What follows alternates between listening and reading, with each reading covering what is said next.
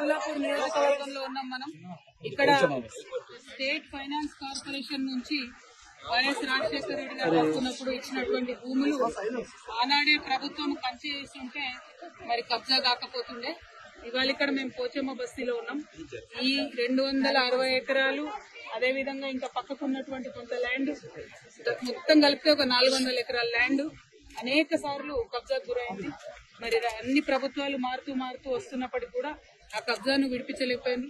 ఇప్పుడు హైడ్రా సడన్ గా వచ్చేసి పెద్దవాళ్ల జోలికి పోకుండా పేదవాళ్ల ఇండ్ల మీద పడి రాత్రికి రాత్రి మరి మీరు ఖాళీ చేస్తారా సస్తారా అని చెప్పి చిన్న పిల్లలు ఉన్నారు. ఒక పక్క వర్షం పడుతుంది, ఇంకొక పక్క పండగ వచ్చింది. అన్ని ఉన్నటువంటి సందర్భంలో కూడా మరి ప్రత్యేకించి కూలగొట్టడం దారుణం. ఇవన్నీ ఒక పక్కనైతే కోర్టు ఇదివరకు స్పష్టంగా చెప్పింది, ఆ శనివారము ఆదివారము మీరు ఎవరి జోలికి వెళ్ళకండి, వాళ్ళు కోర్టుకు వచ్చేటటువంటి అవకాశం ఇవ్వాలి. ఈ దేశంలో న్యాయ వ్యవస్థ ఉన్నది కాబట్టి న్యాయ వ్యవస్థను గౌరవించాలని చెప్పింది. అయినా సరే ఈ ప్రభుత్వం దాన్ని విస్మరించి నిన్న ఆదివారం పూట వచ్చి ఇక్కడ బస్తీలో ఇల్లు కూలగొట్టడం అంటే మామూలు విషయం కాదు, చాలా దారుణమైన విషయం. అసలు చాలా పేదవాళ్ళు, ఎందుకు చాతగాని వాళ్ళు ఉన్నటువంటి వాళ్ళని కూడా, ముసలి వాళ్ళని కూడా రోడ్డు మీద గుంజేసి మొత్తం కూలగొట్టినటువంటి పరిస్థితి చూస్తా ఉన్నాం. ఈ దారుణం. ఇంకా ఘోరం ఏంటంటే ఇదివరకే కరెంటు స్తంభాలు, కరెంటు బిల్లులు, గ్యాస్ బిల్లులు అన్ని ఉన్నటువంటి వాళ్ళని కూడా కనీసం బేఖాతరుగా తీసాడు. ఇంకా మీదికెళ్ళి అబద్దం చెప్పుడు, మేము నోటీసులు ఇచ్చినాం కాబట్టి కూలగొడుతున్నామని.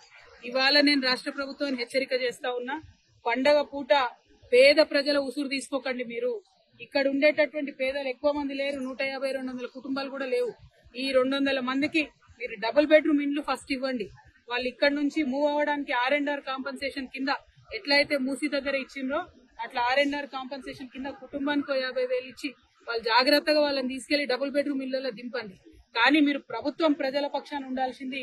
దౌర్జన్యంగా వాళ్ళ ఇండ్లు కూలగొడతా ఉంటే ఈ ఉసురు తగలక మానదు మీ ప్రభుత్వానికి. మీకు మిమ్మల్ని హెచ్చరిక చేస్తా ఉన్నాం.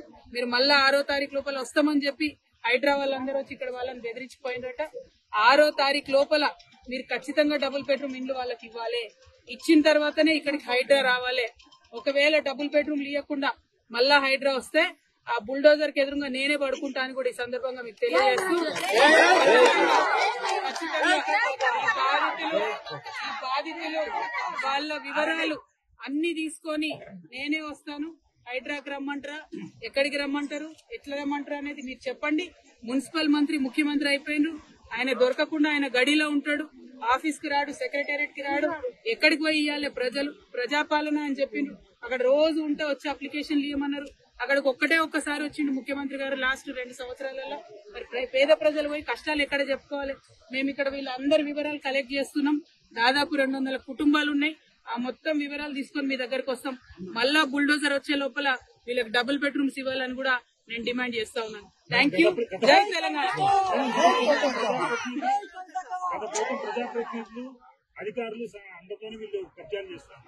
కబ్జా ఎక్కడదండి? కబ్జా ఎవరు చేసిరు? అరికపూడి గాంధీ గారు చేసిరు 12 ఎకరాలు.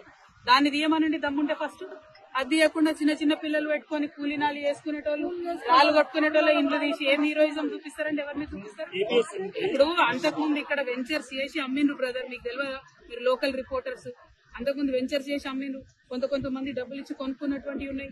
5 లక్షలు 6 లక్షలు కట్టి రూములు కొనుక్కున్న వాళ్ళు ఉన్నారు. మరి ప్రభుత్వం వాళ్ళకి 6 లక్షలు ఇవ్వమని చెప్పండి ఇక్కడ నుంచి ఎలగొట్టేటప్పుడు. అంటే నేను అనేది ఏంటంటే ప్రభుత్వం ఫేర్ గా ఉండాలి. ఏ ప్రభుత్వంలో కబ్జా జరిగినా కూడా తప్పే ఫస్ట్ ఆఫ్ ఆల్. కానీ కబ్జా పేదవాళ్ళదే కనబడుతుందా, పెద్దోళ్ళది కనబడదా? ఎకరాలు మింగింది కనబడదా? నేను అనేది ఏంటంటే అవి కక్కించండి మీరు, మీకు దమ్ముంటే.